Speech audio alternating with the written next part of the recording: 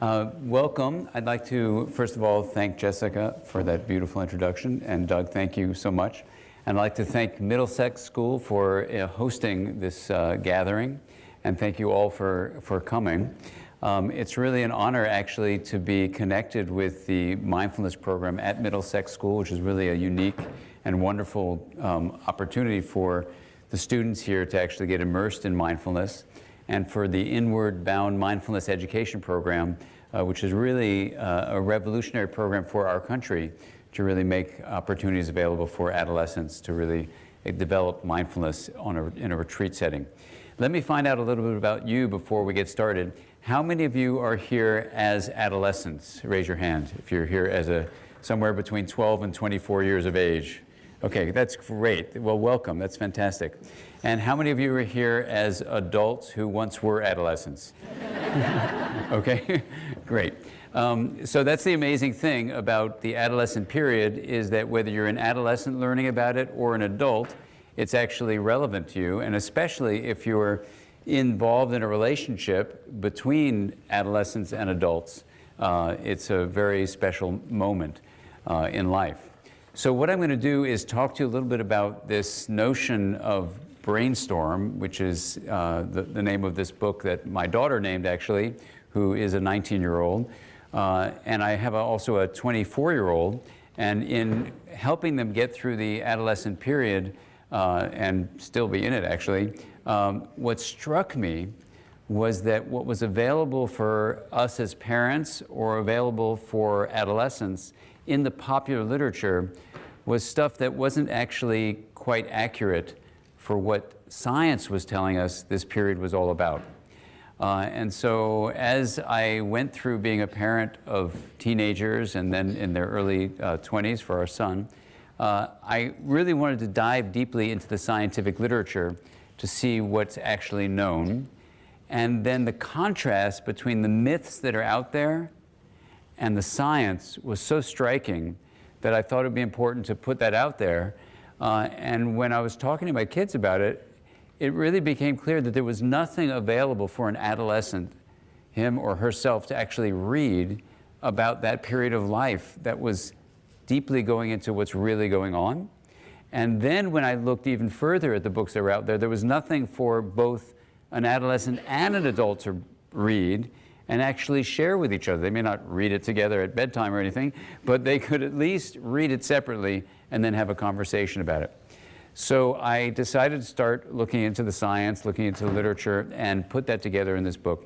And I wrote it up and sent it out to some teenagers, sent it out to some parents, got their feedback, rewrote it, edited it, sent it out again, got their feedback, rewrote it, until finally it's the final version that's out there. And it was literally the hardest book I ever wrote, because to find one voice for both adolescents and adults to relate to was really a challenge. And some of my friends would say, why don't you just write one book where on the even pages you write to the adult and on the odd pages you write to the adolescent, which sounds like a great idea. So I tried it, and it was so hard to do that. Hard not in the sense it was difficult, but hard in the sense that if there's going to be one conversation, the writer should be able to engage both age groups in one conversation. And then another person said, why don't you make a flip book so you go forward with one age and backward the other way. And all these ideas are really creative solutions, but I thought the best thing to do would be try to have one conversation. So in writing it, this is what the myths that came out that's around the popular literature, and I'd like to see if you've heard them. How many of you have heard in the popular media, newspapers, or even books, that the adolescent period is this really, really terrible time that you can't believe you're getting into and you hope you can just get through it okay? Any of you heard that? And that message is so sad, and it's actually so wrong.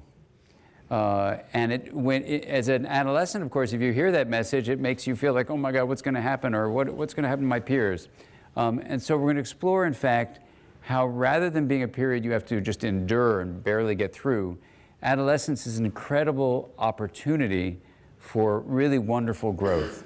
And part of that growth is about learning about the self, that you can do with mindfulness practice and other things we'll talk about. But part of it is just learning even about how your brain is changing, which we'll talk about soon. A second myth, and you can tell me if you've heard about this, is that adolescence is a time when your hormones are raging out of control. How many have heard that? Yeah, and that's actually not true. Hormones change because of puberty. So with sexual development, of course, there's a whole new set of hormones that are arising, and that is a change for sure. But the changes in the way we think as adolescents, or we feel as adolescents, or even how we behave, is not due to what happens with our hormones. Let me just check with the sound people here. Is there anything I can do to stop this from clicking like that? Something is making a... Let me stop your microphone real quick. Okay. So can you still hear me, or is it off now? It's off. Okay, but you can hear me anyway? Okay, so we'll wait for the new mic to come. So here's the idea, that it isn't the raging hormones that make for the changes that do happen in adolescence. It's actually changes in the brain that we're going to review in great detail in just a moment. The third myth that is really striking is, and maybe you've heard it, that adolescence is a period of immaturity, and that we don't get mature until like even the mid-20s. Have any of you heard that? Yeah. And actually what I'm going to suggest to you, thank you, what I'm going to suggest to you is that that's actually not only wrong, but it's a destructive way of thinking. Because then you enter the adolescent period, you say, well, I guess I must be just immature. So what would you do if the whole society was telling you you're immature? You'd be immature. Why wouldn't you? You'd have to be out of your mind not to do what people say to do, right? No, just kidding about that. But you would act the way people expect you to be. And so the problem with calling it immature is, first of all, it's wrong. And secondly, it's destructive. And thirdly, the truth of it is that it's a necessary period of change. And when you understand the way thank you very much. No problem. When you understand the way the brain is changing during this time, you realize it's not a period of immaturity. It's necessary for both the individual and for our whole human species in order to change. So let's review what we do know about the way the brain changes. And these studies have only been done in the last dozen years or so, and they keep on emerging. We're doing them at UCLA. They're done at the National Institute of Health. A lot of them are done in the United States. So we should just start this review by saying these are studies of American adolescents. And I say that because if we went to Papua New Guinea, where the ages of which people change are different, the age in which they take on adult responsibilities is very different, if we studied their brains, you'd probably find something different.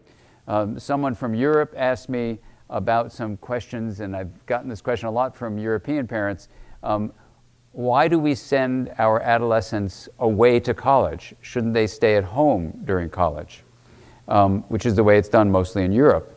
Now, it's hard to say this here at a boarding school where you've actually gone away for high school, but that's what a lot of European families experience, and they think the American way is different. And if we studied European adolescent brains, it might be different. I don't know. That's never been done. So we need to say these are studies of American adolescents that have been extensively done. We start studying the brains of healthy, regular kids before adolescence hits, follow them all the way into their early 20s and even late 20s. And we see that the brain does these changes that I'm going to describe for you right now. So before we talk about the changes, how many of you are familiar with the general structure and function of the brain, just so I can get a feeling for it? Oh, great. Okay. So you're going to be very happy, those of you familiar with it, and those of you who aren't will be very happy that the Middlesex School has been so kind, along with Inward Bound mindfulness education. They've supplied a model of the brain that they've taped under your chair. So if you reach under your chair, yeah, this is seriously, if you reach under your chair and see if you can feel under that chair and pull out your arm, and you'll see attached to your arm is a hand. And the school and IBME have invited you to take this hand home with you. It's your handout. Okay, so if you take your hand like this and fold your thumb in the middle and fold your fingers over the top, and my daughter says, don't ever say this, so don't tell her I said this, but it's a handy model of the brain. It's actually oriented in your head like this, okay? And this is a very useful model of the brain. You can tell her I told you that. And we're going to review the basic parts, because these basic parts are parts that are changing in adolescence, number one. And number two, when you know about it, we now know for sure that you can use your mind to strengthen the structure of your brain. And when I first started writing about that, people said, oh, you're out of your mind to say that. And that was over a dozen years ago. Now we know it's absolutely true. Mindfulness is one example of using the mind to actually strengthen the way this brain functions. It's now been proven to be true. And so what I'm going to review for you is how this brain works, how we can use the mind to change it, and what happens in adolescence for the change in the brain. So let's take our hand model, put it together, orient yourself, and now this is your neuroanatomy lesson. If you feel squeamish, feel free to lie down. Let's lift up the top of the brain, the outer part, that's called your cortex. Let's lift up the thumb part, and let's look at the whole structure opened up like this. The first thing is your brain is up in your head, and it's sitting on top of the spinal cord, which is in your backbone, which brings all the signals for the most part up from the body. It goes in other ways too. And the first of three major areas we're talking about is in your palm in the model. Does anyone know the name of this part of the brain? It's called the brain stem. The brain stem is the oldest part of the brain, oldest both meaning when you're in your mother's womb, it developed fully in the womb, so it's old that way, but old meaning it's about 300 million years of evolution that created this. So it's called the old reptilian brain. And we're just going to name these parts and talk about what they do in just a moment. The brain stem then is beneath the next part of the brain, which would be your thumb, and for most of us we only have one thumb, but a perfect model would have two thumbs, because you'd have a left and a right. And this is called the limbic area. And this area evolved about 200 million years ago. It's halfway developed when you're born. And then when you put your fingers over the top, this is your outer bark of the brain called the cortex. And this is an area that's most advanced in mammals, so it's called the neomammalian cortex. It has different lobes. The front lobe would be from your second knuckles forward, and that's biggest in primates. And in we humans, the part that's most elaborated is the prefrontal cortex, which changes the most during adolescence, and we'll talk about that. Okay, so let me talk about what these areas do, and I'm going to relate those to what changes during adolescence. And for those people who are adolescents now, I want you to think about how your life was, let's say, when you were 10, how it changed when you went through puberty, and how it became when you're 14, 15, 16 years of age, and if you're older than that. And so think about these functions and how they were. And if you're an adult who used to be an adolescent, then I want you to try to remember, if your memory still works, back to those days when you were an adolescent. Okay? You ready? So lift up your fingers and lift up your thumb. What's this part called again? Brainstem. Excellent. So this is the part that does two really big things. It keeps you awake in class, or it tells you to go to sleep. So if a teacher's really good, he or she will make sure your brainstem is telling you stay awake. And it also is involved in something that's not so comfortable to feel, but we feel it a lot anyway. In a threatened situation, we feel what's called a reactive state when we feel threatened. And that reaction can take the form of 4 different pathways. You can fight, you can flee, you can tighten up your muscles and freeze, or you can totally collapse and faint. So fight, flee, freeze, and faint are the 4 things people do when they're threatened. And this can be threatened, for example, when you're about to take an exam, when you feel kind of overwhelmed or helpless, or it can be where someone literally is threatening you, or you're having a fight with a friend or a fight with somebody else. So the brainstem mediates that. Okay? And if I shouted out no, no, no to you really harshly, you could feel that. In fact, let's just do that just for a brief experiential thing. So I'm going to just say no a few times and just let your body respond and see what that feels like. You ready? No. No. No. And now I'm going to say yes. Yes.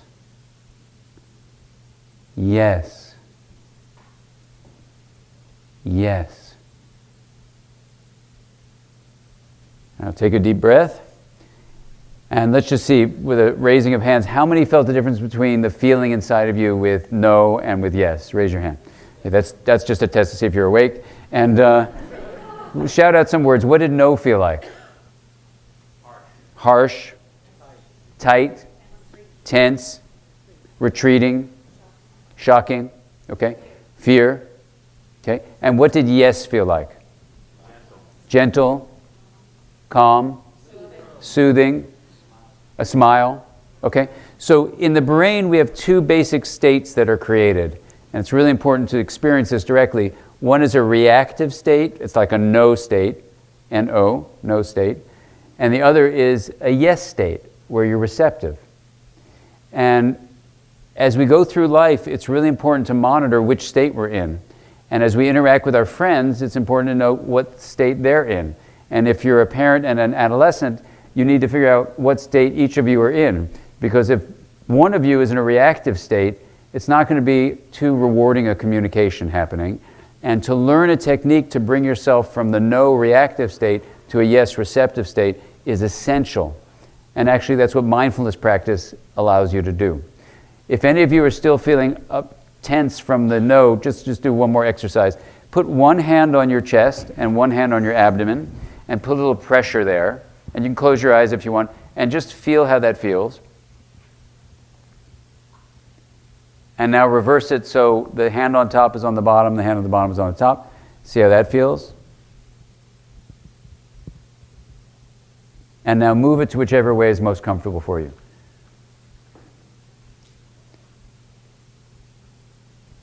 Okay, and let's just do a quick show of hands. How many of you felt one of those ways actually felt pretty good, pretty calming? Raise your hand. Okay, take a look. Raise your hand really high so everyone can see. Excellent. And let's just do a quick survey. How many felt right on top felt really better than left on top? And how many were the other way? Left?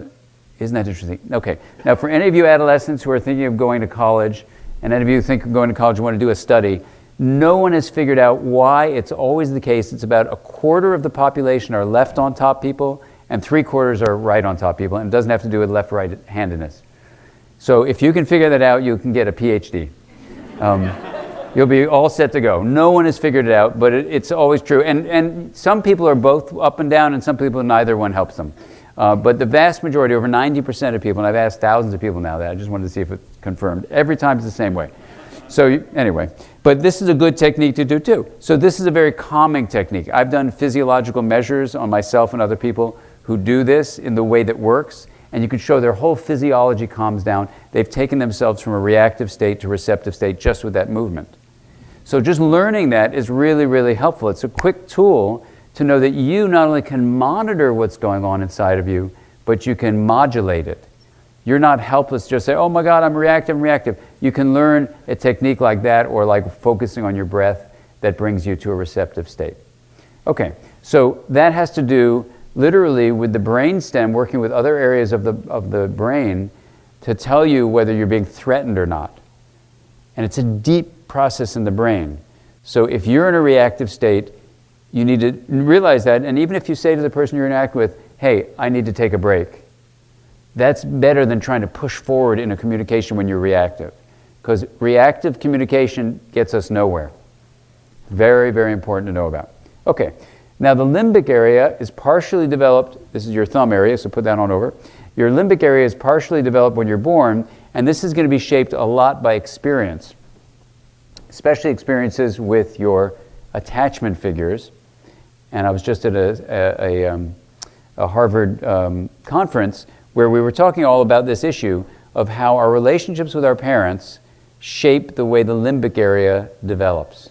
And what does the limbic area do? It's very important for working with the areas below it on creating emotion, creating motivation. So what do we feel and what are we driven to do?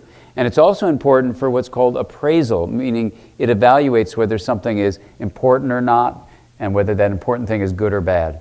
So a teacher in a classroom, for example, needs to get connected with the student's limbic areas so the student feels this is important, I think I will pay attention to what my teacher is saying, right? That would be a useful thing.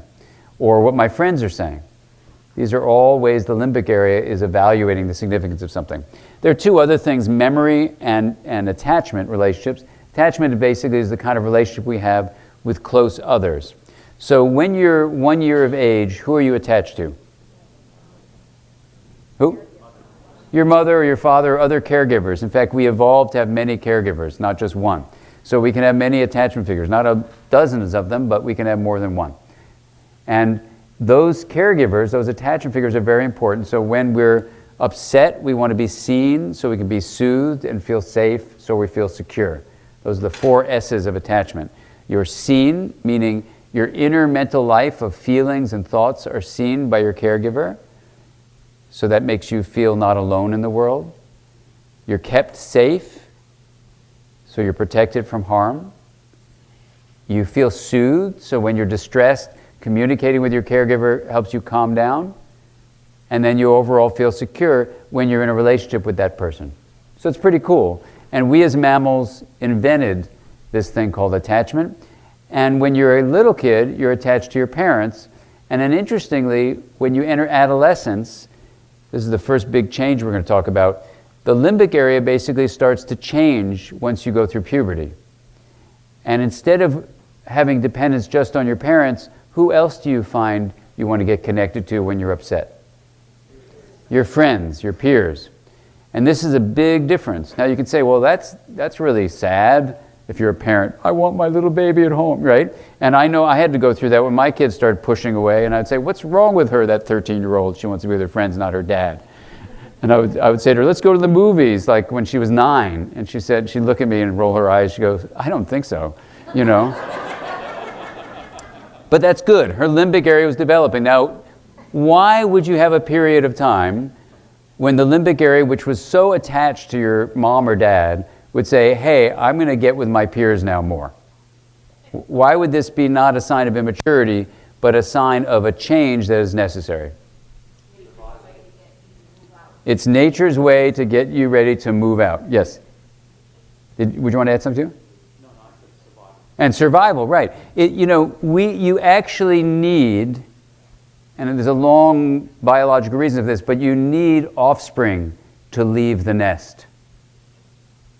Now, if you think about it, when you're like 2 years of age, 3 years of age, 8 years of age, think about this. You wake up, someone makes you breakfast, right? You go to school, you play, you do whatever, you come home, they make you dinner.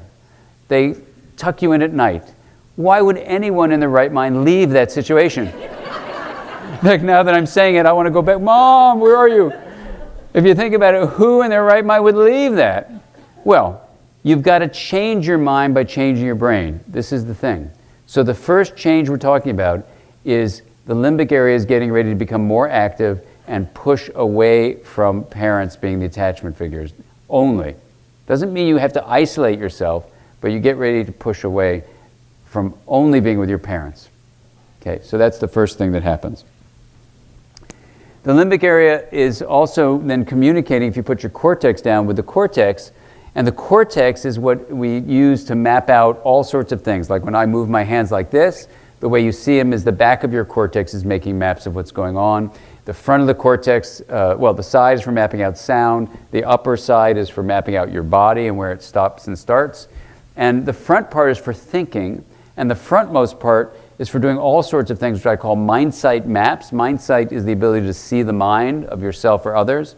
So part of this area makes a mind-sight map of you, that is, of myself. Let's say, I'll do it from my point of view. So I have a mind-sight map of me. And the mind-sight map of me says what's going on in my body right now, what's going on in my emotions, what's happening in my memory, what's happening right now in this present moment, what happened before, and what would I like to happen in the future. So it does what's called mental time travel. It's awesome, and we know exactly what areas of the brain do that. So if I'm going to really have self-awareness, I have to have a combination of mindfulness of the present moment, but also I have to be open to what's happened in the past and know where I've been, and I have to be open to creating a future I want to make. This is a big change in how an 8-year-old thinks when you start developing these mind-sight maps. And one of the biggest changes in the way we think it when we become teenagers is that we start thinking about ourselves in a totally different context. Now, those of you who are adolescents now, let me ask you, when you think about how you think about yourself now, Do you notice it's different than how you thought about yourself when you were 8? What do you think?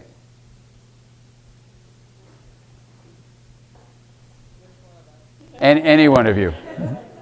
No pressure. Up. It's an invitation. What's that? You think of yourself critically. You mean like critically meaning thinking of yourself with harsh words? With harsh words, okay. So that would be a good example of how like a part of you is being like pressuring yourself, but maybe you weren't doing it when you were 8. So that would be a good reason to actually do mindfulness practice, because in mindfulness practice, it teaches you to take that harsh critic that's judging you, and one way of defining mindfulness actually is being aware of the present moment and letting go of judgments and becoming more compassionate toward yourself. So that would be a great example, because that is what a lot of teenagers feel. Especially when you feel all the pressure, like go to school and get good grades and all that stuff, and says, do it this way, right? So mindfulness practice would be great to deal with that. How about any of the other adolescents? Any other ways you notice you're thinking differently now than when you're 8?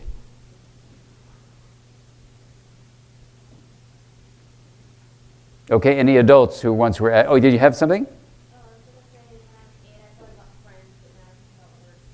Okay, when you're 8, you thought about friends, and now you're thinking about work. And what kind of work are you thinking about? Say it again? So anything you have, like all the things that are on your to-do list?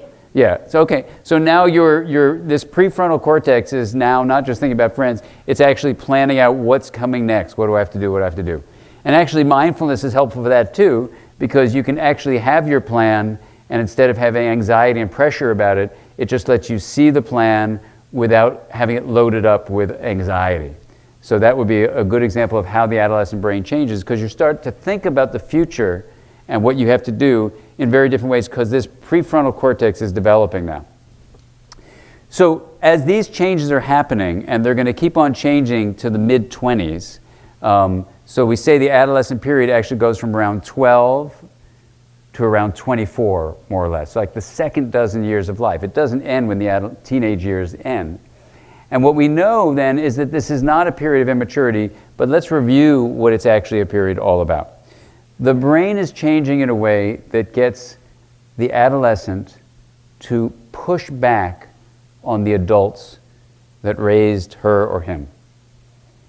And adults experiencing this think, oh my God, this is rebellion, this is immaturity. But actually, it's necessary for both the individual to get ready to leave the nest, which is absolutely crucial, and it's also necessary for our species to go out in the world and not just keep on doing things the way the adult generation has done things. So this pushback is absolutely a healthy part of adolescent development, whereas adults sometimes look and go, that doesn't make any sense. Now, what do you need to actually do that? Is you need a change in the way the brain is weighing the pros and cons of things. Because if it just stays like an 8-year-old brain, it says, look, I'm familiar with my home. I like getting tucked in at night. I like someone making me dinner. I like someone making me breakfast. I don't actually want to think about all the things I need to do. And I just want to kind of be here with my mom and dad. I mean, if that's what I have and it's good, that's fine. So you need the brain to change. And how is it going to change? It's got to change in 2 fundamental ways. It's got to have a change in what feels rewarding, and it's got to change in the way it weighs pros and cons. And that's exactly what happens in the brain. There's a system in the brain called the dopamine system, which is also called the reward circuitry.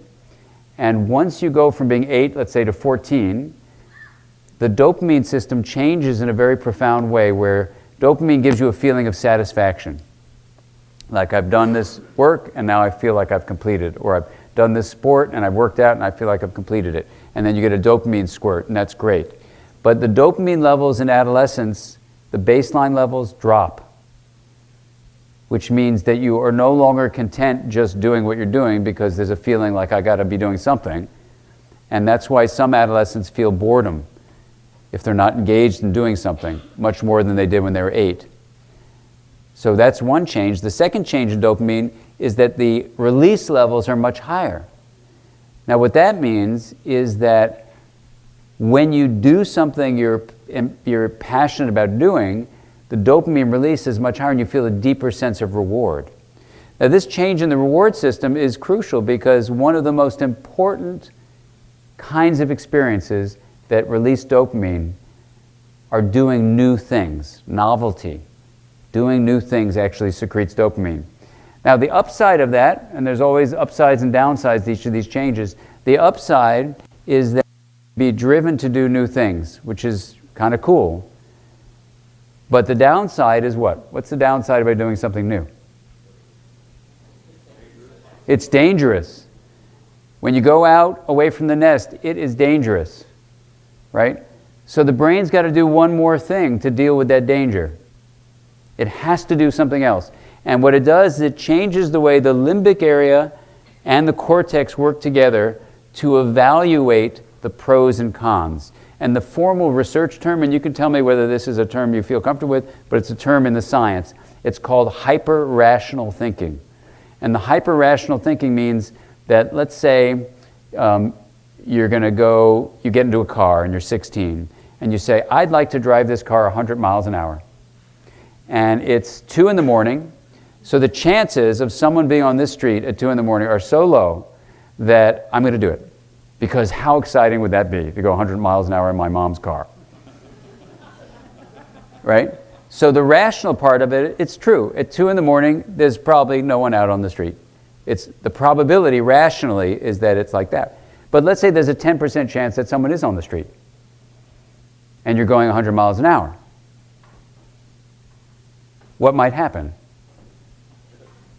You might kill them, like what happened to my favorite teacher in my psychiatry training. He was killed by a 19-year-old going 95 miles an hour on a local street, right? And I always wondered, like, what was that 19-year-old thinking? Until I found this set of research studies that show that adolescents absolutely, on a whole, know the dangers. Informing them about the dangers doesn't change anything. They know about the dangers. It's their limbic area and their cortical region basically have this hyper-rational thinking where they're just weighing the pros much higher. 100 miles an hour, how exciting could that be? There's a 10% chance that someone could be on the road and I would hit them. But my God, that's so exciting, and a 90% chance that nothing will happen. And so they engage in the behavior. So what is the myth is that dangerous behaviors in adolescence are due to impulsivity. This is not impulsive behavior. It's actually not, because in impulsive behavior you say, okay, just think about it, or here, know about the risk. So this is where you say, well, what can we do? And here's something that is completely not intuitive to understand, because the brain, just to review it, this adolescent brain is going to be more emotional. The limbic area is going to bring more emotions up into the cortex. And it's going to be more socially engaged, so the adolescent will be more influenced by what happens with peers, for sure. Novelty is going to be there, and so there's a drive to do new things. And these things explain risky behavior. But then what can we do as adolescents to try to prevent that? And what can we do from harm happening, or what can we do as adults? Because sadly, and I don't want to scare anybody, but for those of you who are adolescents and those of you who are adults taking care of adolescents, let's just say what the research shows. The healthiest time of life, when your body can fight diseases better than any other time, is during adolescence, between 12 and 24. Healthiest time of life. The most dangerous time of life of preventable accidents that lead to serious harm and death is adolescence. From accidents to suicide to murder, as we know, sadly, in this country, with all the shootings that are going on, these are adolescents that are involved in these things, often adolescent males, but adolescents. So what's going on here? Right? These are huge, important questions that literally are a matter of life and death. So the concern for those of your adolescents that your parents have when they say, wear a helmet when you ride a bike, or if you go to a party and you get drunk, call me, I don't want you driving or driving when someone's drunk. They're not just out of their minds, they're actually accurate about the danger. So what do we do to help with the danger and decrease it? Here's what's counterintuitive. When you get an adolescent in touch with what their body is telling them is good, Not their emotions that just say, oh, it's going to be exciting, exciting, exciting.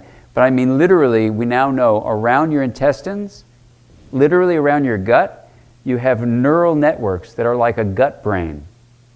And around your heart, you literally have neural networks that are a heart brain. And mindfulness as a practice gives you access literally to what your body signals are telling you up in your brain, in your head. And what we know is that the values that people have, like, for example, if you said to that person who sadly killed my professor, if someone had taught him to be mindfully aware so that when he got into that sports car his parents bought him, and instead of going, oh yeah, the chances are so minimal, although he did this at 5 p.m. on a Friday afternoon when you couldn't imagine more traffic there, but in any event, you know, whatever his equation was, if he could have said, you know, in my gut, in my heart, the idea of running someone over and killing them feels so not right intuitively, even though my emotions are telling me this would be so exciting, and my appraisal centers, not that anyone thinks like that, but my appraisal centers are saying, oh, this is so exciting, I should do that. His gut and his heart would tell him not to. Because adults telling someone not to do something doesn't get them not to do it. You know, it's like, do you know what you know about smoking and how it causes harm to your body, right? Does everyone know about that? So the adolescence is not only a time of danger for risky behaviors that lead to harm to self and others, but it's actually a time of most risk for getting addicted to cigarettes or to alcohol or to other drugs. Because of this dopamine change, dopamine is the reason we get addicted to drugs. Because any drug of addiction, you actually secrete dopamine and then you get in the cycle of needing it. So adolescence is a very vulnerable period. By the way, it's also the primary time of life when if there's going to be a psychiatric disorder like depression or manic depressive illness or schizophrenia or any of these other serious illnesses, and I was just at a conference on a different kind of disorder, personality disorder, they emerge during adolescence. So this is a very vulnerable time too, because there are a lot of changes in the brain that we'll talk about in just a moment. But here's the issue, is that when you get a person in touch with their positive values, let's say in smoking, how can you get them to stop? Well, the first thing they thought about is let's just inform adolescents about how dangerous it is to smoke. Now, based on what I just said, now do we know that most adolescents are aware of dangers? Yeah, they are. They have that knowledge, right? So informing them actually isn't going to do it. So then they decided they would scare them, right? The adults put together these ads that showed these x-rays of horribly diseased lungs and said, look what's going to happen to you. Now these were adults then showing adolescents pictures of diseased lungs. And how do you think that affected the kids smoking? Not at all. So what would you do, based on everything you've heard about adolescents pushing adults away and wanting to be in touch with their own values of what's important, what do you think they did that actually worked? This is like this brilliant move. You could do peers doing it. I guess that would be great. That would have been good. They didn't do that, but that would be great. Have peers say, hey, that's not cool to do that. They didn't do that. Here's what they decided to do. They said, hey, did you know that the adults who own the cigarette companies realize that you are going to get addicted to this stuff and they're going to take your money from you and get really rich because you're vulnerable to them just making you addicted to this stuff.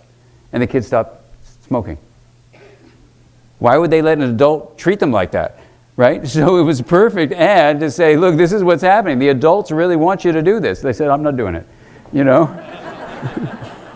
It was so smart. I mean, that's clever. That's clever. So let's just review in brief the essence of adolescence, and let's first highlight exactly what's happening in the brain. If you had to come away from this talk and say, what's actually happening in the brain? The word is remodeling. Between 12 and 24, the brain is remodeling itself. It goes from basically you're born into the world and the brain is ready to learn from your parents and then from other adults. And so before around, let's say, 11 years of age, the brain is like a sponge. It just soaks in the knowledge of our culture. We learn, we soak it in. Cool, that's great. And And then something huge happens around 11, 12 years of age. Huge. There are changes in the way genes are being expressed, changes in the way the brain is going to grow, and two big things are what's happening in remodeling. One, it sounds a little scary, but you just need to know about it, is called pruning. Genetically, the brain is designed to start cutting away the existing neurons that were there, and the ones that will remain are the ones that are going to be used. So if you're an adolescent and you like music, keep on playing music. If you like sports, keep on doing sports. Whatever you like doing, keep on doing, because the brain is going to start specializing, and if you're not using it, you're going to lose it. And this becomes a really important issue for any adolescent to know about, that find what you're passionate about and really keep that going in your life. It's also why schools should teach foreign languages before adolescence hits. So kids really start soaking that in and keep that going. Okay, so that's one thing, is that you're going to have pruning. The next thing you're going to have is called myelination, which is where you're laying down this really healthy sheath among connected neurons. It allows things to work 3,000 times in a more coordinated and speedy way. And so overall, when you allow the pruning to happen, you're specializing the areas. And then when you connect them with myelin, you're actually linking them. And the term we use for linking differentiated areas is called integration. So the beautiful thing about everything happening in your brains as adolescents is that your brain is becoming more and more integrated.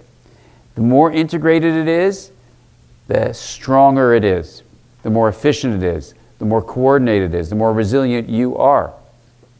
So in the Brainstorm book, what I do is I put exercises that have been proven to increase integration in your brain. And it teaches you as an adolescent who's doing the book, or as an adult who wants to catch up for what they maybe didn't get, it teaches the reader how to integrate your brain. Because the fabulous news is you can actually keep your brain developing at any age. It's great during adolescence to take advantage of the changes that are going on remodeling, but even as adults, we can use our minds to change our brain. So let me review with you then what we've covered in terms of the essence of adolescence that makes it, for me anyway, memorable. And as Jessica said, I love acronyms. And so this is the one acronym you're going to get tonight, which is the word essence.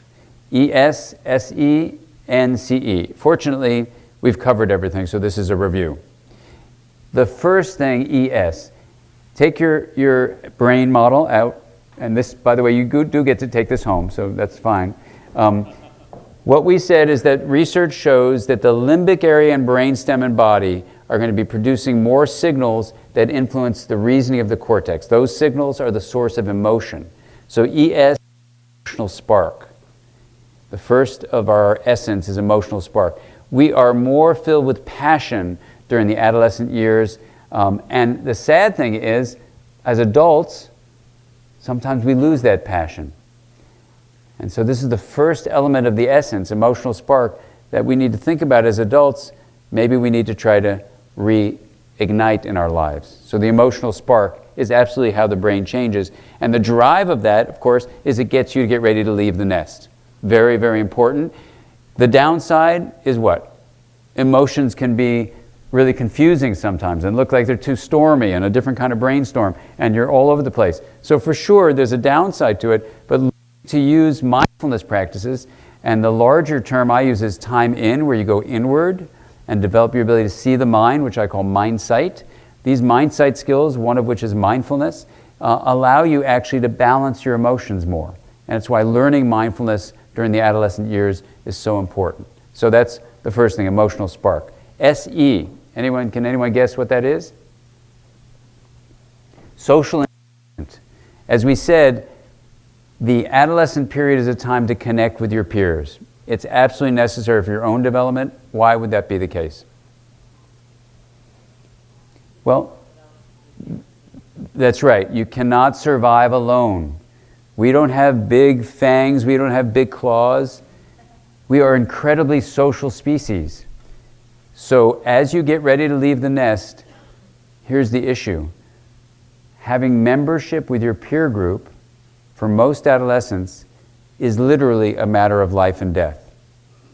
It's not that you just want to keep up with peer pressure or keep up with the fad of the day of what your peers are doing. It's literally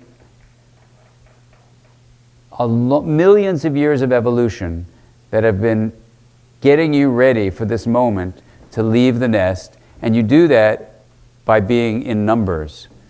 We don't survive. I was just in Africa and teaching there, and I took some time off and went on the savannah, and I'm telling you, the way we as mammals survive is by being together with other members of our species. And if you're alone, basically your brainstem is going to tell you, no, no, no, no, no. You're going to be in a state of reactivity. And that's why, for parents, just know this, when your teen says, I really need to do this, I need to do this with my friends, their friends literally are a matter of life and death for them.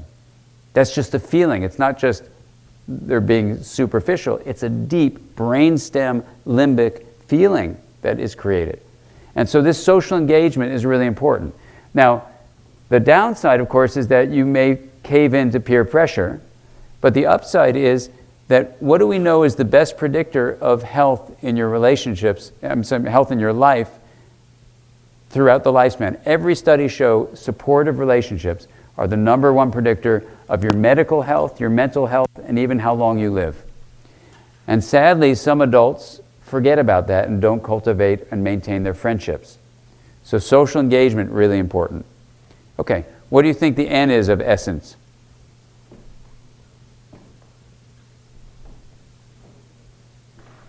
What do we say allows the adolescent to leave the nest and push out to try new things? Novelty. So novelty, seeking novelty, is literally hardwired into this changing brain. Now, of course, adults look at that and say, oh, immature or rebellious. Just the opposite. Just the opposite. Trying to push away from adults and do new things, bless you, is actually the core of well-being.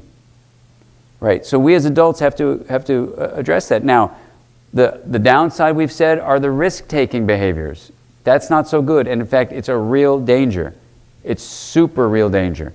So we need to really balance this out by getting kids in touch with their intuition, getting adolescents in touch with their intuition. And we as adults need to be in touch with our intuition too. But we need to embrace novelty even in adulthood.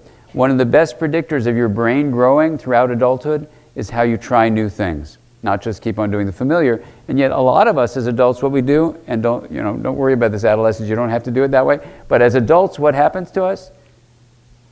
You tell me.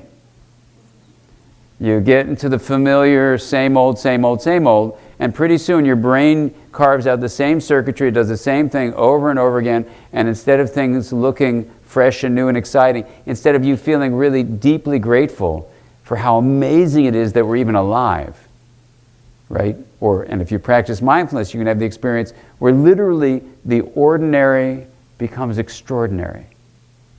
You know, I have a dear friend who died recently. We were exactly the same age, and it was just out of nowhere, and just reminds you of how precious this life is. And the moments that sometimes can be so difficult, like if your adolescent is doing something new and you don't know what's going on, take a deep breath and really reflect inwardly, and you can get a perspective on how novelty is actually a great thing, not only in adolescence but throughout our lifespan. Then there's the last part of essence. We have emotional spark, we have social engagement, novelty seeking, and the CE is creative explorations.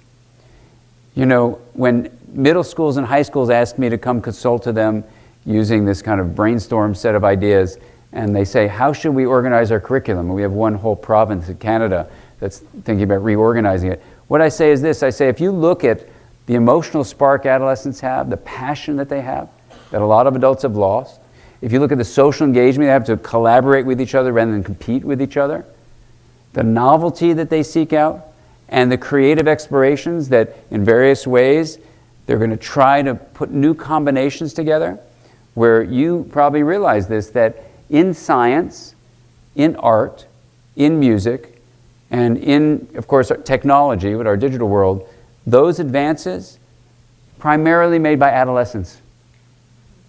Primarily by adolescents.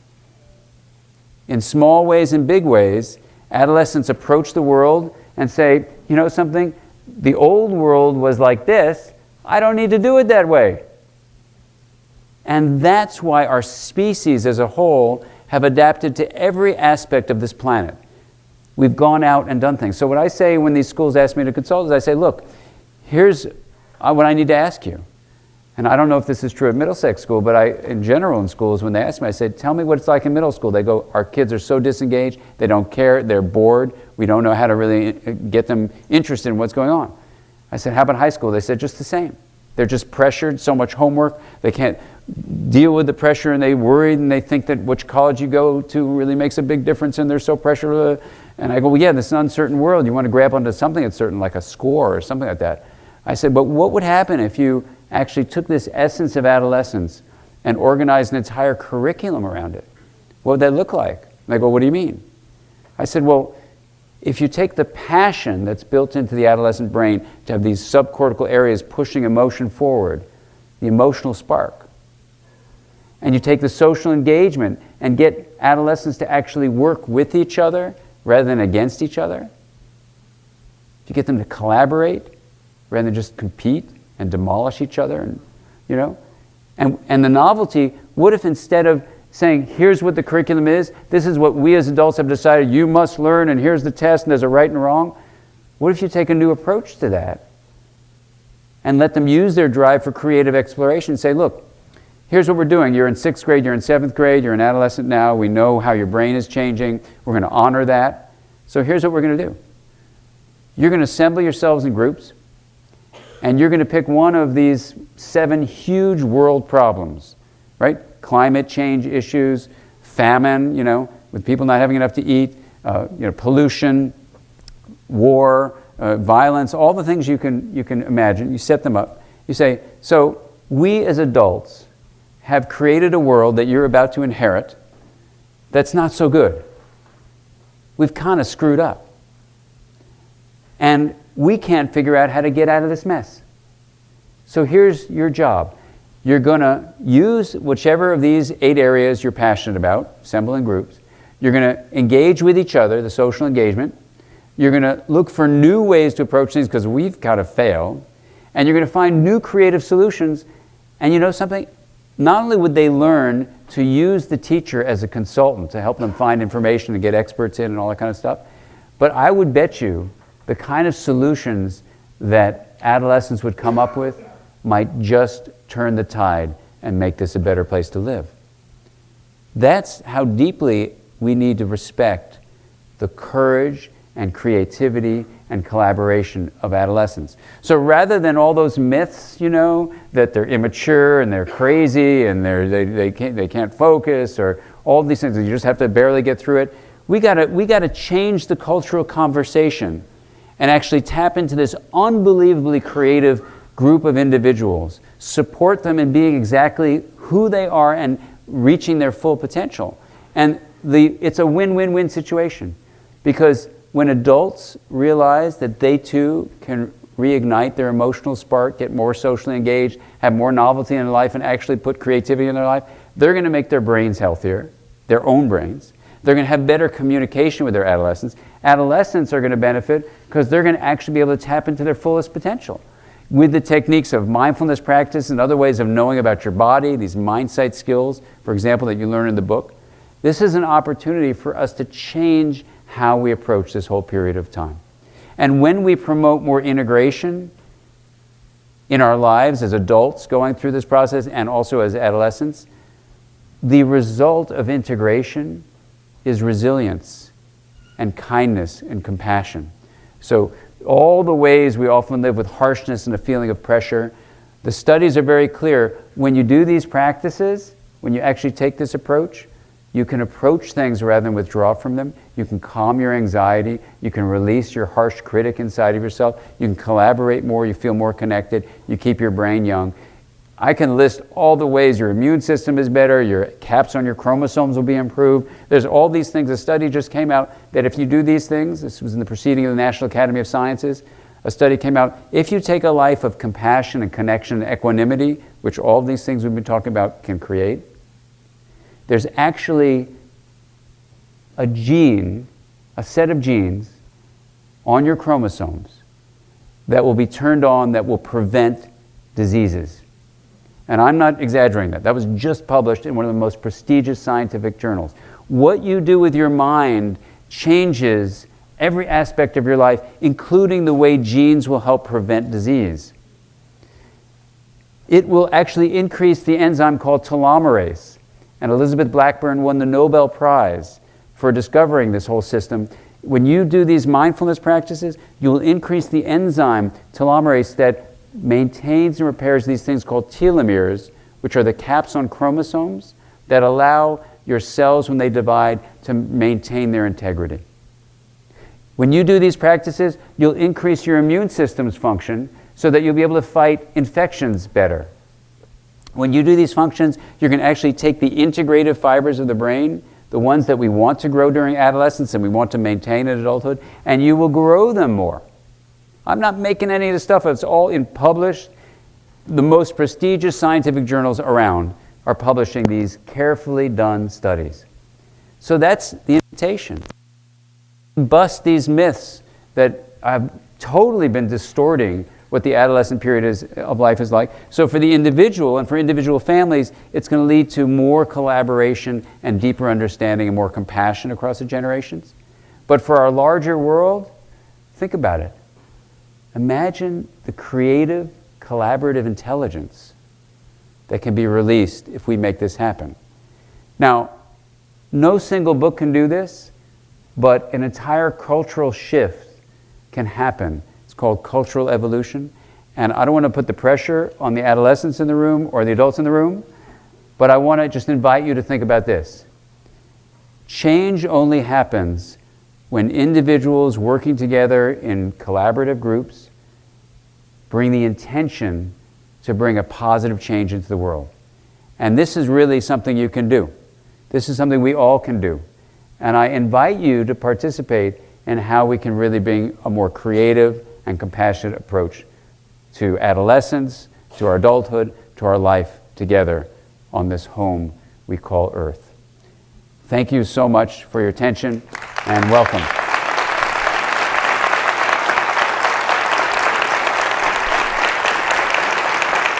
Thank you.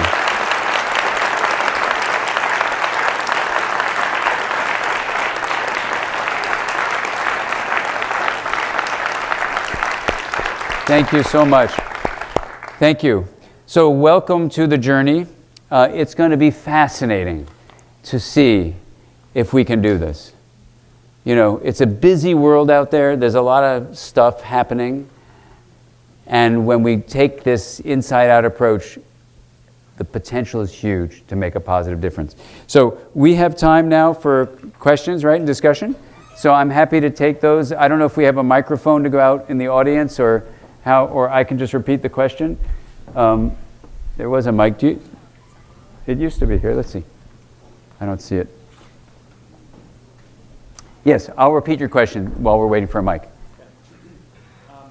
I was in college, I taught in something called Upward Bound. So when you were in college, you taught in something called Upward Bound? Upward Bound.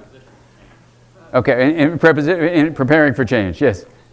Have you done any work with getting training either college students or I teach in a law school students to go do this kind of work with teams?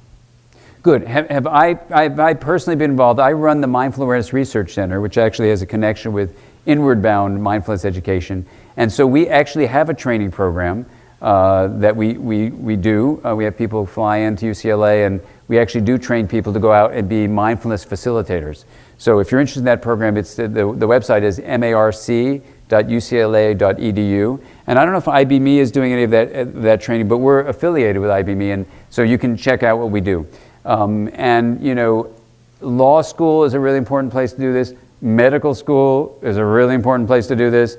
You know, we need to spread this all around, and thank you for the work you're doing. Yeah, so but check out the MARC website and you can see what we do. We do both research and we do trainings. We balance both. Yes? Regarding the mind helping itself to become better. Yes, can everyone hear? Yes. The question basically is there is a webpage called luminosity. Yes, lumosity.com, yes. Yes. Do you have any feelings with that?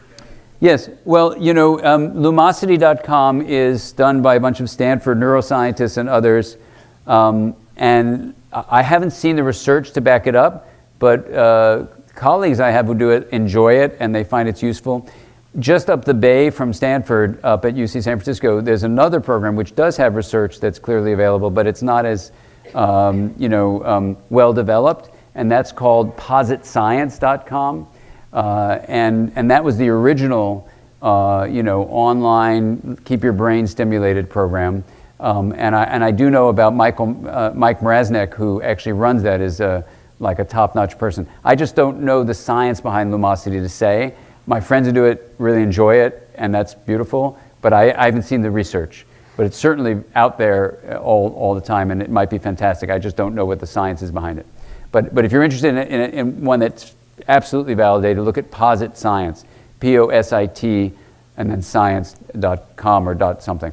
Yes, yes, thank you. Yes.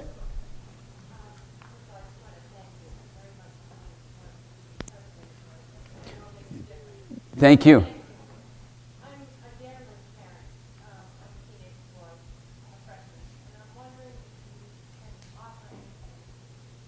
Yeah, you're referring to the suicides that have happened. Does everyone know about that? Oh, the murders. Oh, the teacher, I'm sorry, because there's also 2 suicides, right? That happened. Oh, maybe you didn't know about that. So let's talk about both.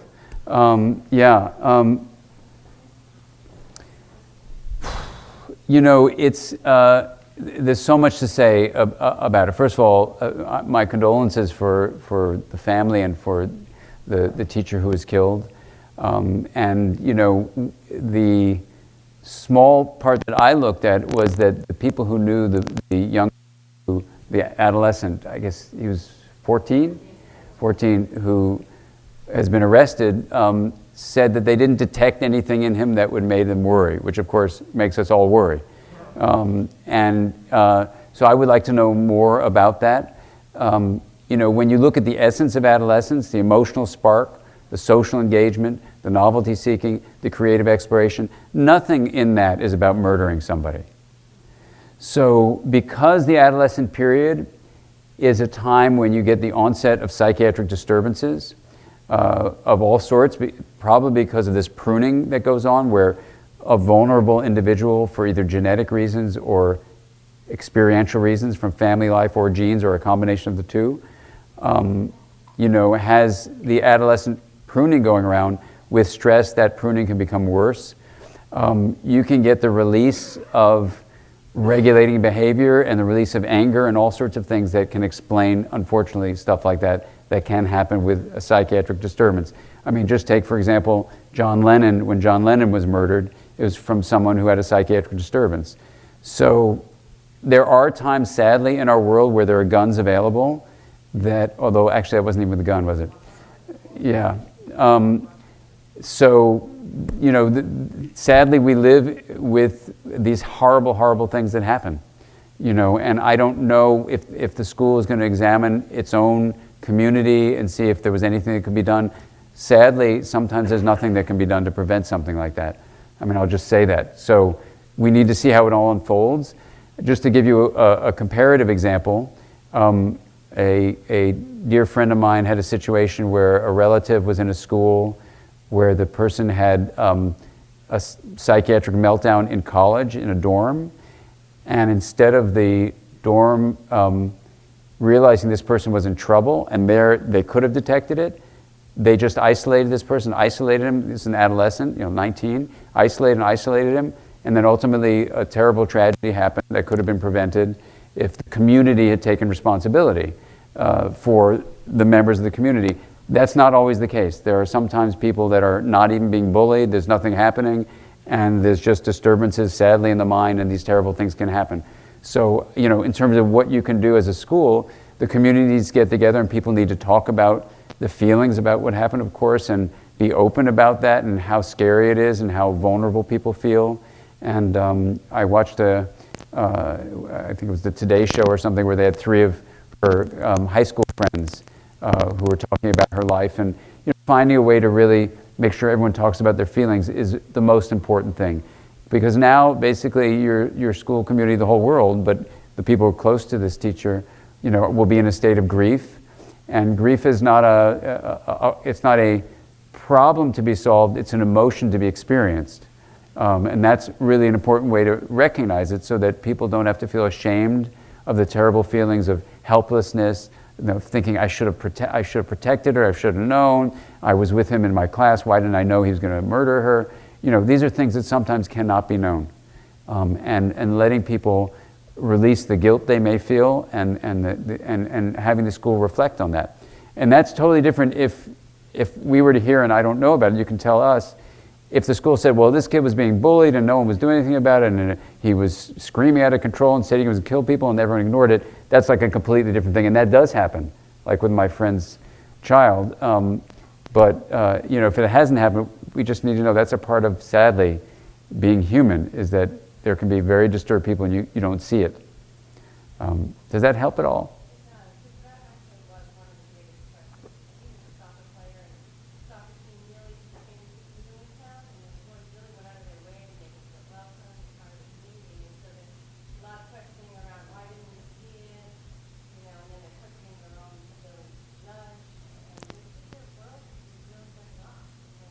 Yeah. Talking about it is, for those kids, especially close to that boy, to talking about it, the whole school talking about it, and just letting it be named. I have this phrase, name it to tame it. You name it grief. You talk about vulnerability, you talk about helplessness, and like anything in life, obviously if we could prevent that, that's the best thing. Sometimes you can't prevent things, so then when things are as they are, the mindful approach, if you will, the way to really be with it is to see some of these crises, you don't want to make them happen. When they've happened, you actually can find the opportunity to deepen a learning for all those kids, to make them aware of their emotional state, to teach them how to support each other, to acknowledge when grief has happened, and to do something perhaps in her name, to honor her, if they feel there's something that will be helpful for her family and for the school. Things like that can be very helpful, but not to be quiet about it, and to own the painful parts. And if it has to be in a private counseling session for those kids to say, I should have known on the soccer thing, he said he was mad at me for kicking the ball at his shin, and I should have known that meant he was going to kill his teacher. I mean, even if that doesn't make sense, someone may be feeling that. And listen, here's the thing. Like, for example, for me, when John Lennon was killed, even though I was 3,000 miles away, I kept on going over and over and over in my head, why didn't Lennon do this? Why didn't Lennon do that? Why did he have to stop outside of his house? Why couldn't he drive into the house and get a sandwich? Why did he say, it's okay, I'll get out of the car, and then the guy shot him?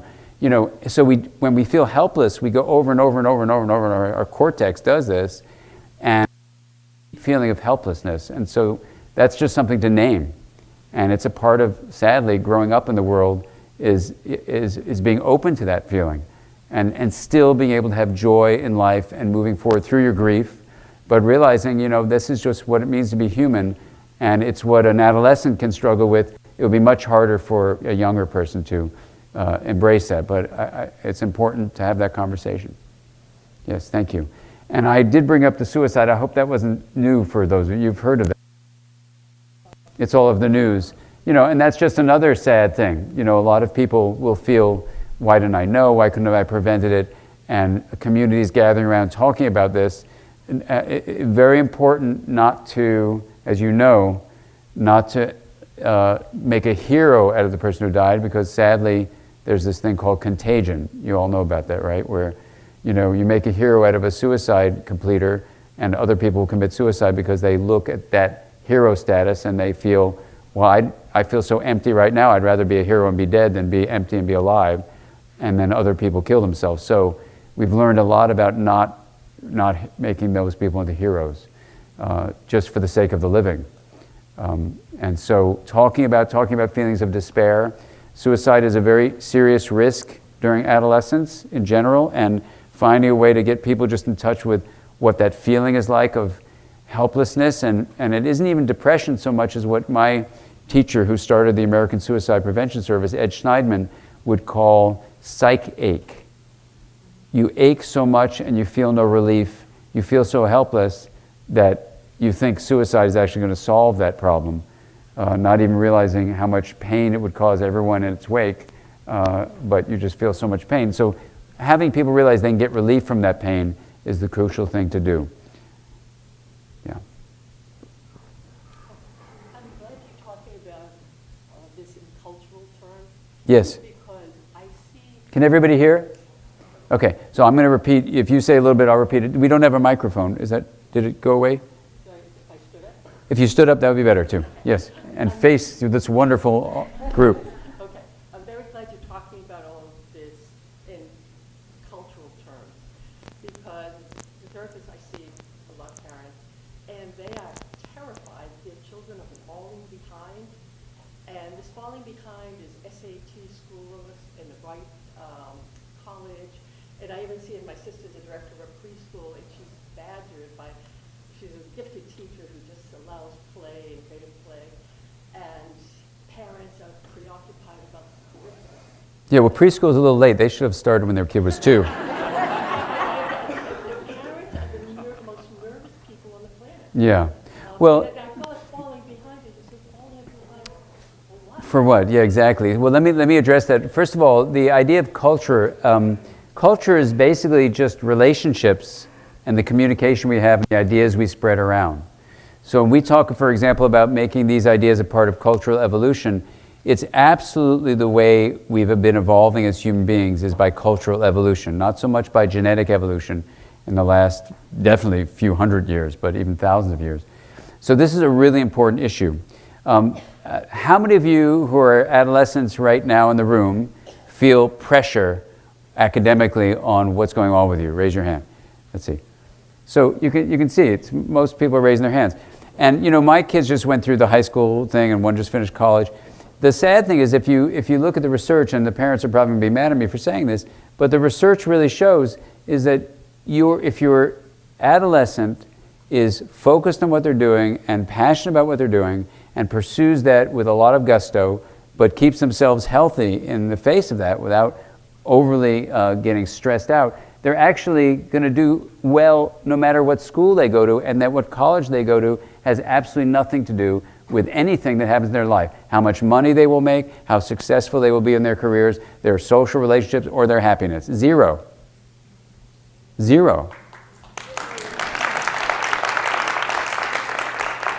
So, you know, the crucial thing is literally getting in touch with this essence, your emotional spark, your social engagement, your novelty seeking, your creative explorations. It doesn't mean you just don't do anything. It means you engage in something passionately. So the great news about that study, is we need to take a deep breath and say, do your best, work hard, devote yourself to your studies, but have some perspective about it. Now, here's what I think is going on. We live in a time when, in our modern culture, we are getting exposed to so much stuff. Literally, the bits of information you get streaming into your brain is more than ever before in history. Even in the last 5 years, how much increase there's been. So we feel this incredible sense of being overwhelmed, number one. Number two, the world is changing faster than it's ever changed. And when I've reviewed this with historians, they say, this is not just a feeling like, oh, things are changing faster, we just feel that way. No, they really are. The world is much more interconnected than it's ever been, and things are shifting, and things are hugely uncertain. And so when you look at this uncertainty, you've got to have a process, for example, that the mindfulness program here at Middlesex teaches, or Inward Bound Mindfulness Education would teach, this way to actually create a space in your mind. I do it with something called the Wheel of Awareness, where tonight you can all go home and go to my website, drdansiegel.com, and click on the Everyday Mindsight practices, and do the breath practice and try the Wheel of Awareness practice. And what we do, literally, if you think about this wheel, there's an outer rim and an inner hub, and the hub is this sense of knowing, a spacious knowing, and the rim is anything can be known. So in this case, what you would do is you would say, I feel on my rim unbelievable pressure to get a good SAT score. And instead of being lost on the rim, you've developed this capacity to be in the hub, where you go, I see what that pressure is. So you don't just deny it, you acknowledge there's a pressure there. But then I realized, I heard in this talk that it actually, my college I go to and the SAT score I get actually predict nothing. I don't know if you know that. The SAT score you get has nothing to do with even how well you do in school. It's amazing. So you go, okay, well, that's another point in the rim. And then you go to another point in the rim which says, hey, I think I'm going to study well, but I'm going to relax. I'm going to have a perspective. These mindfulness kinds of practices, a way of literally integrating consciousness is what I call it. It gives you this capacity to be flexible. Now, with all of the applause about the research study, the good news is that if you as parents feel this way, why are we still worried about it? Well, I think what's happening is this. In an uncertain world, the mind really wants to grab onto something that's certain. So if I can say, well, if I get this GPA and I get this SAT score, I will probably get into this college. That college, if I name drop it at a school function, will probably get more looks of, oh, your kid goes to blah, blah, blah. And I got to tell you, I don't know how it is on the East Coast versus the West Coast, because this is true on the West Coast too. But when I went to school, people were saying like, well, do you like surfing or do you like skateboarding? Not like, are you at this school or that school? I mean, it was a weird thing in LA. Maybe it's an anomaly. But this idea of certainty is really what we're struggling for. I have a lot of kids in my practice who were pressured to try to get good grades, and they got from California, got into fancy schools out here. They come back to continue their therapy, and I'm going to tell you this honestly, and they would want me to tell you this. They feel completely empty and completely burnt out. They have no idea who they are, and they're busy, still running the rat race, racing for nowhere, which is the name of a great film, The Race to Nowhere. And this is the whole idea, like, why?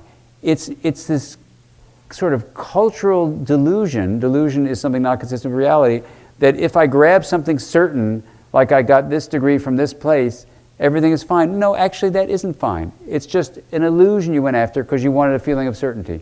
Well, if you let it go and you let your son or daughter find what truly matters to them, they will pursue that with a gusto and a passion. It will be their own, and they will create the kind of world we need, which is where people really feel strongly about what they're doing and come with an authentic sense of self. That's what mindfulness can give us. That's what literally changing the cultural conversation is all about. At the end of the Brainstorm book, what I do is I say this. I say, look, there are two ways the self is created. The self is created by knowing what your body is feeling, what you're passionate about. But the self is also created in connection. And so it's both a me and it's a we. And I used to say from me to we a lot, and people would say, well, from me to we sounds like you're giving up me and just going to we, and I want to have my me, and I don't want to have just a we. And so then I made up this word called mwe, M-W-E. So I said, if you live life as a mwe, then you get it all, because then you can savor the world and also serve the world. And this is basically how the book concludes. All the studies of well-being show that when you're actually doing things in service for other people, you get this deep sense of well-being. So think about if that were really what we were competing with. Not with each other to try to get better SAT scores or better grades or better colleges or whatever that means, but actually, what if we were competing with the world's problems? And so you have a competitive streak? Good. Let's figure out how to stop making the climate boil over. Let's try to figure out how to feed people on the planet. Let's try to how to make this place a healthier world. Let's try to help people get along better. Those are things we can compete with. So if you like to get out on the field and play lacrosse or soccer, whatever you like to do, great. Let's pick an enemy that if we defeat that enemy, everybody wins. That's what we can do. That's a shift in the cultural conversation, right? And that's something we engage in. And it isn't like we say to adolescents or ourselves as adults, you've got to change the world or you've got to improve the world. No, that's too big an issue. All you have to say is we need to serve the world.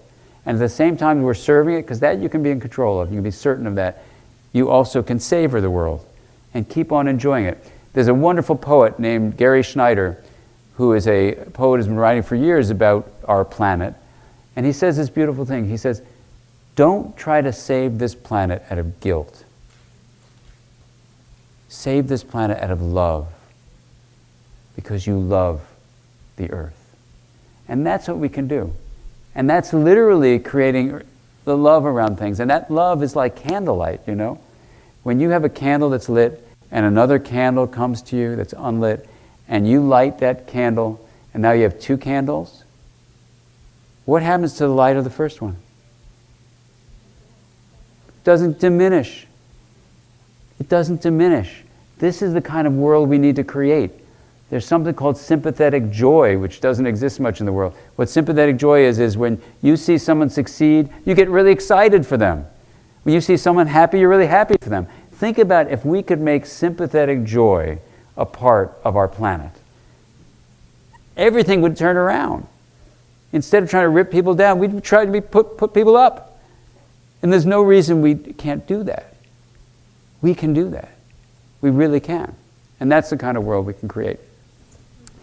So let's take one more question, and then, or two more here, and then we'll call it an evening. And I'll thank you so much. Yes? Thank you for such an amazing talk. And, My pleasure. I swear this isn't a name drop whatsoever. There's a group of us here from the Mind Brain Education Program at Harvard's Graduate School of Education. Wonderful. And mindfulness and education is very much part of the lexicon there. There's seminars, it's taken very seriously. Yay. So let me repeat what you're saying. So there's the Mind Brain Education Program at Harvard School of Education, which takes this very seriously and takes mindfulness training very seriously. Excellent. A lot of research being done, but my question is more geared towards how can we encourage adolescents to have a more constructive, healthier relationship with social media? Because I feel like Facebook and a lot of aspects of social media, they do tap into the essence, the novelty, the social engagement, all that, but it seems to hijack their brains. Yeah, so the question is, how can we take advantage of social media to do this? A couple of things to say about that. Number one, please come to a conference that I participate in called Wisdom 2.0. It's in February around Valentine's Day every year in San Francisco. And we bring all the Silicon Valley people who run all those things that are doing all those things, and they're there. Those people are actually there on the stage, and they're there at meal times and stuff like that. And so we try to have exactly that conversation. And so I'm there to engage them in all this stuff, and I do work with a lot of those companies trying to really get them involved that way. And I know my colleagues up at UC Berkeley, they're also working with them exactly like that. How do we create more compassion, all this stuff? So we're really trying, and I gotta say, those folks are completely into mindfulness. Thich Nhat Hanh was just at Google running around with everybody. I just gave a talk at Google. Facebook is having all sorts of great things happen at. So I'm very hopeful, knowing the individuals who run those programs, that they're really excited to work with you and these general concepts. So please come to the meeting. The second thing to say is that we have to be careful about conclusions about it. I once taught in Australia, and I said, yeah, social media doesn't really involve nonverbal signals much, and I'm really concerned. And someone had just completed a study of 100,000 adolescents, and she showed that, in fact, for her study, that social media increased face-to-face time for 80% of the adolescents, but for 20% of them who had social challenges, like anxiety, social phobias, or were on the autistic spectrum stuff, it was much harder for them. So we have to be really specific about the question, like, how does social media affect different groups, and how can we try to make it promote more empathy and compassion? I completely agree with you. Thank you for the question. And let's do one more. I think, did you have a question? Yeah. Thank you. I teach both middle school and high school, and my middle schoolers are very nice kids, but they're mean to each other. Yes. Really, really mean to each other. And I watch them when they get to high school, they get that passion that you talk about, so that becomes their focus. But in the moment when I watch them be just really mean to each other and not seem to realize that, where does that come in terms of their development, and what is my role as a teacher in those moments? So the question is, the person speaking is a teacher who teaches middle school and high school, and notices that the middle school kids are a lot meaner to each other. They are mean to each other compared to the high school kids who've learned to become more passionate and compassionate with each other. And I think that's true a lot. There can be a couple of things to look at. First of all, middle school kids that from what parents experience and from what teachers talk about and what you may remember from being that age, it's so full of change in your body starting puberty that there's just feelings of being uncomfortable and unfamiliar and irritable, and the lower parts of the brain that respond to facial expressions, for example, are much more likely to interpret neutral faces as hostile, and so there's a lot more of that brainstem responsiveness. So teaching kids at that age mindfulness would be a really good thing to do. Teaching them, for example, the wheel of awareness practice, where they can feel something arising and not necessarily have to react to it. That's the buffer between an impulse and an action that I'll bet you if we did a systematic study, maybe through the Harvard Brain Mind Education Program, we could actually show that this would improve things. I work at the Garrison Institute in New York, and we actually have a program funded by the National Education something. And basically what we teach teachers to be more mindful so that they can actually encourage their kids in middle school, for example, to have that kind of presence. But it's a hard time. You know, when your body is changing like that, it feels really new and awkward and uncomfortable, and you don't know exactly how to respond. And so being open to that and encouraging them to become more aware is a good way to go. Yes. Thank you. Thank you so much for your attention. Thank you. Thank you. Thank you very much. Be well and enjoy. That was awesome. Thank you. Thank you. Incredible. Incredible. Thank you. Incredible.